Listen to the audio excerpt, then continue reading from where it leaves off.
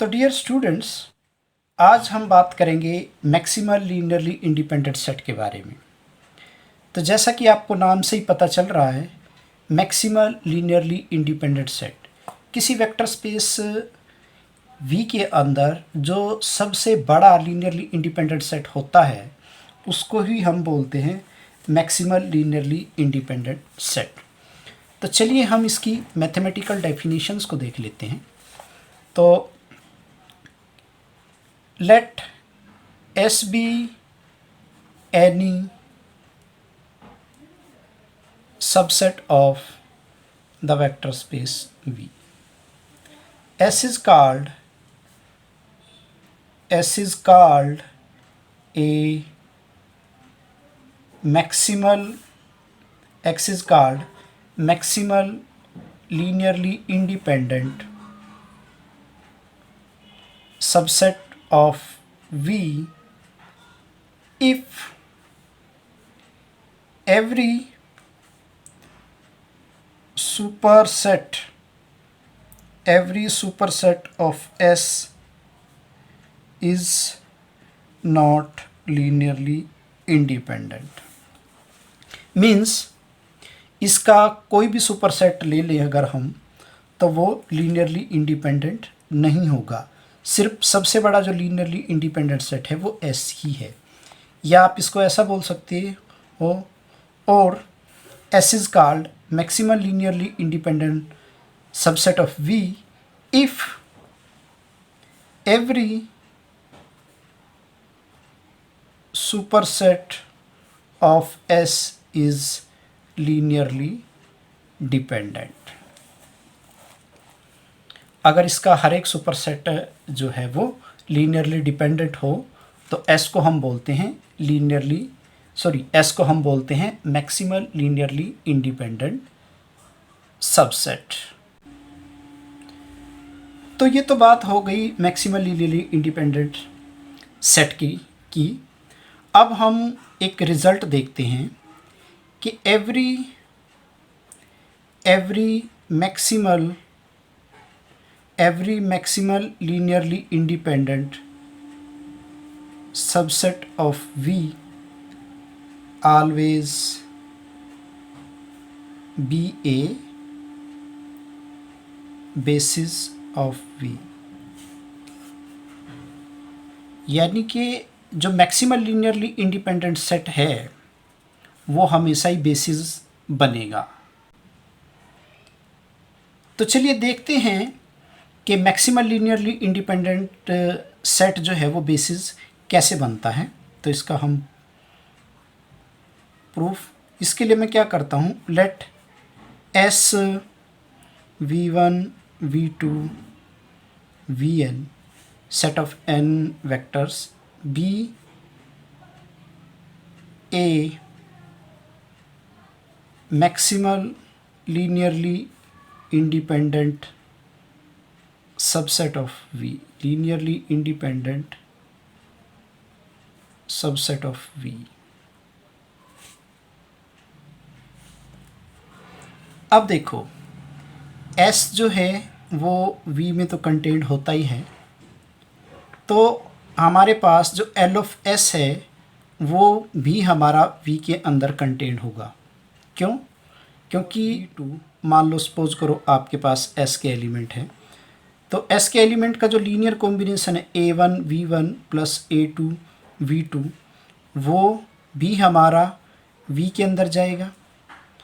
क्यों? क्योंकि V vector space है। अगर ये V1 और V2 S के अंदर हैं तो ये हमारे पास V1 और V2 V के एलिमेंट तो है ही हैं, और V वेक्टर स्पेस है, तो इनका जो भी लीनियर कॉम्बिनेशन बनेगा वो V में बिलोंग करेगा ही करेगा। तो it means that linear span of S always contained in V।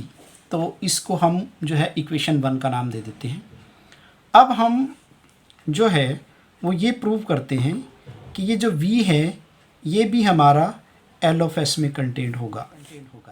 तो इसके लिए मैं क्या प्रूव करूँगा, इसके लिए मैं ये प्रूव करूँगा कि every V small v belongs to L of S for each V belongs to capital V, यानी कि कैपिटल वी का जो हर एक एलिमेंट है वो एल ऑफ एस के अंदर जाएगा। अब देखो मैं एक सेट कंसिडर करता हूँ। नाउ द सेट, एक सेट बनाओ आप v1 v2 vn, ये आपके पास S है और ये मैक्सिमल लीनियरली इंडिपेंडेंट सेट है।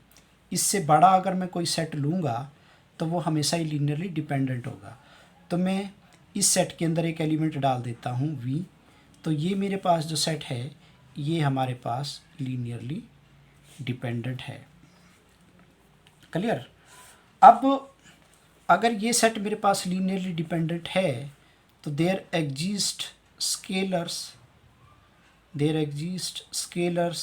a1 a2 an comma a not all 0 such that this linear combination is equal to 0, a1 v1 plus a2 v2 plus an vn plus av is equal to 0।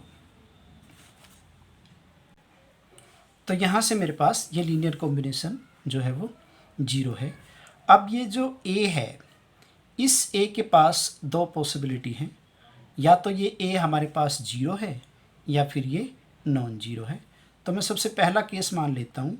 अगर मान लो suppose करो मेरे पास a जो है वो 0 हुआ, तो फ्रॉम दिस इक्वेशंस यहाँ से मेरे पास आएगा a1 v1 plus a2 v2 plus an vn is equal to 0।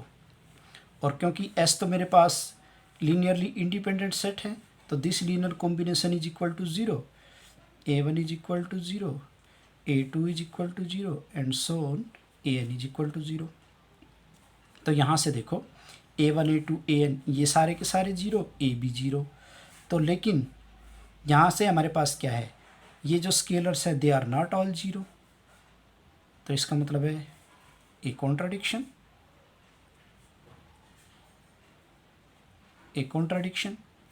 तो दिस कॉन्ट्राडिक्शन शोज दैट ए की वैल्यू जो है वो 0 नहीं हो सकती। तो यहाँ से मेरे पास ये कंक्लूजन निकला, therefore a is not equal to 0। तो अगर ये a नॉट इक्वल टू 0 है तो इस इक्वेशन से यहाँ से v की वैल्यू निकाल लो। तो v को कैसे लिखा जा सकता है, minus a1 by a into v1 plus minus a2 by a into v2 plus so on minus an by a into vn। तो हमने यहाँ से क्या किया, देखो यहाँ से मेरे पास ये जो v है, ये जो है v1 v2 vn का लीनियर कॉम्बिनेशन आ गया।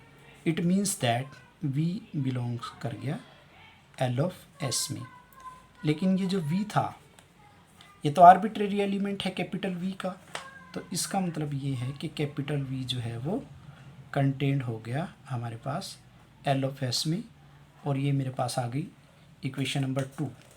तो इक्वेशन 1 से l ऑफ s v में कंटेंट था, यहाँ से v l ऑफ s में कंटेंट है। तो फ्रॉम 1 एंड 2 v जो है मेरे पास लीनियर स्पैन ऑफ s के बराबर आ गया। तो इसका मतलब क्या है कि s जो है वो v को जनरेट करता है, और ये इंडिपेंडेंट ऑलरेडी है क्योंकि ये मैक्सिमल लीनियरली इंडिपेंडेंट है। तो यहाँ से ये स्पैन कर रहा है, इंडिपेंडेंट भी है। It means that s is a basis of v। तो यहाँ से हमने ये देखा कि जो मैक्सिमल लीनियरली इंडिपेंडेंट सेट होता है वो हमेशा ही बेसिस में कन्वर्ट हो जाता है।